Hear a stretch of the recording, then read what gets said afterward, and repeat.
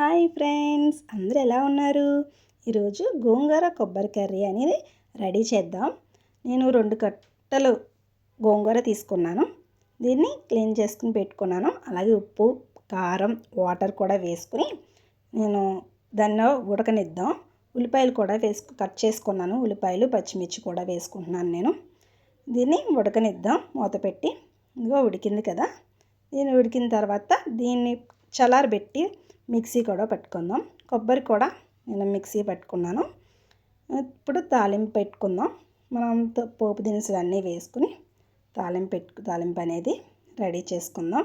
ఎండుమిర్చి, వెల్లుల్లిపాయలు ఇవన్నీ వేసుకుంటాం కదా, కరివేపాకు ఇవన్నీ వేసుకుని రెడీ చేసుకుందాం. గోంగూర అనేది మిక్సీ పట్టేసుకున్నాను నేను.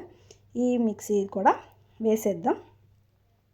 అలాగే ఈ పేస్ట్ అనేది వేసుకుని మరీ ఎక్కువ మెత్తగా వేయకుండా కొంచెం పేస్ట్ కాకుండా నార్మల్గా వేసుకుందాం. కొబ్బరి కూడా వేసుకుని కాసేపు ఇందులో ఉడకనిద్దాం. ఉడికితే చాలా టేస్ట్గా ఉంటుంది. గోంగూర కొబ్బరి అనేది రెడీ. Please like and